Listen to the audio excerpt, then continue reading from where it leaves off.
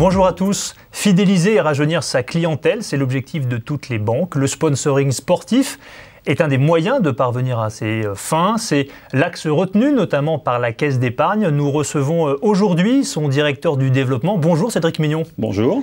Alors vous avez dévoilé votre nouvelle stratégie de sponsoring. Alors vous mettez l'accent sur le basketball et le handball, qui sont des disciplines qui certes progressent, mais qui n'ont pas l'impact notamment médiatique du football. Pourquoi ce choix-là ?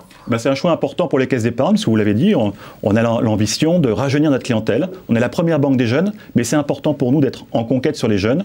Et puis, engagé dans le sport, c'est aussi afficher une image dynamique et une image performante. Et je crois qu'avec le hand et avec le basket, on a de très belles fédérations et de très beaux sports qui portent ces engagements de performance et de dynamisme. Alors, dans le même temps, ce sont des sports qui sont très appréciés des jeunes. Ça vous permet d'être très présent sur les réseaux sociaux, qui est un de vos leviers de recrutement de clients privilégiés, notamment. C'est vraiment privilégié. Alors, grâce à ces deux sports, déjà, on a des sports qui sont des sports collectifs, qui sont enseignés aussi dans les écoles, donc des sports très présents dans l'enseignement scolaire. Donc ça aussi, c'est important pour nous.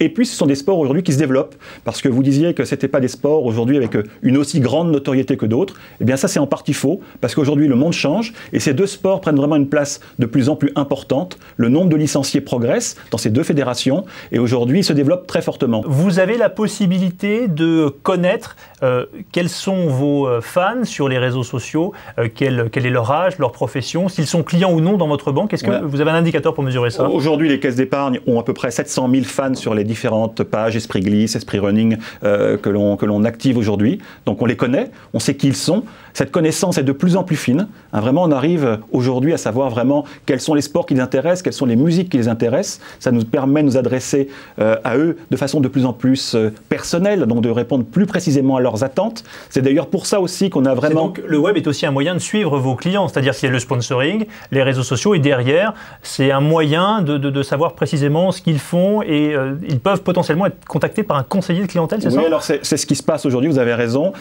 On est en capacité maintenant de pouvoir mieux contacter nos clients. On peut maintenant suivre, pour ceux qui l'acceptent, quels sont les problèmes qu'ils pourraient avoir avec leur banque en étant proactifs avec eux. Donc il sera forcément dans très peu de temps, on pourra même informer un chargé clientèle d'un problème d'un client qu'il rencontre à un endroit en France ou même à l'étranger, et pouvoir l'aider à résoudre un problème qu'il pourrait rencontrer. Mais ça peut aussi faire peur, parce que par exemple, la personne qui vous suit sur un réseau social pour du sponsoring sportif, il pourrait se dire « Oui, mais oh là là, mes données elles vont se retrouver entre les mains de mon conseiller clientèle, je n'en ai pas forcément envie, je préfère être discret sur les réseaux sociaux. » Et c'est pour ça que c'est important d'avoir un vrai tiers de confiance en face de soi, et la Caisse d'épargne est la banque préférée des Français aujourd'hui, vous le savez, c'est vraiment toutes les stats qui sortent sur ce domaine-là en permanence mettent la Caisse d'épargne comme la 9e entreprise, tout secteur confondu, préférée des Français, comme la banque préférée des Français aujourd'hui. Donc c'est important d'avoir un tiers de confiance. Et je pense, moi, aujourd'hui, à l'heure d'Internet, à l'heure des réseaux sociaux, où acheter sur Internet devient vraiment l'usage commun et courant, c'est important d'avoir une grande banque comme tiers de confiance, et le rôle de la Caisse d'épargne là-dessus est au premier rang. Donc c'est pas un problème aujourd'hui. Bien sûr, il faut respecter les données de nos clients. Il faut que les clients soient d'accord avec ça et ne le faire qu'avec ceux qui ont envie de le faire. Aujourd'hui, il y a quelques milliers de clients qui sont prêts à aller vers cela.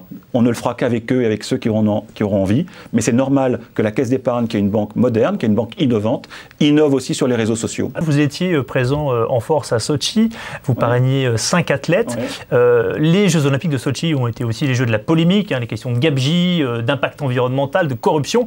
Ça n'a pas un petit peu terni l'image des Jeux et par voie de conséquence un peu votre soutien à ces disciplines olympiques? Nous, on n'est pas rentré dans cela. Nous, on était vraiment une banque qui soutenait des athlètes sur des territoires et en région.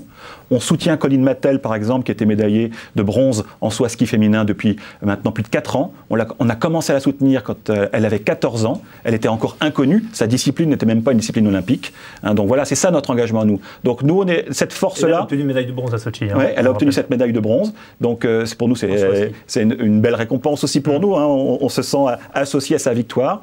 Et c'est ça qui est important pour nous. Nous, on n'est pas dans ce débat-là. On est dans le débat comment une banque va trouver des athlètes sur son territoire, comment elle les accompagne dans la durée et comment elle est fière de leur victoire. Et malgré la crise, pardon de vous interrompre, malgré la crise, malgré l'austérité dont on parle beaucoup, vous avez encore les moyens de déployer des budgets pour le sponsoring sportif. C'est d'autant plus important dans la crise dont vous parlez, à cette époque-là, que des jeunes athlètes comme Colin Mattel aient des acteurs engagés qui les soutiennent aussi pour avoir de la visibilité. Et vous arrivez-vous à trouver des leviers financiers pour financer ces actions de sponsoring? Nous sommes à budget constant maintenant depuis de nombreuses années, donc il n'y a pas de hausse de budget dans le sponsoring. Bien au contraire, on a réduit en 2010 nos budgets de sponsoring. Depuis maintenant 2011, ils sont constants, ils sont stables. Ça nous demande d'être inventifs, ingénieux, puisque là on arrive à faire plus de choses avec un budget constant.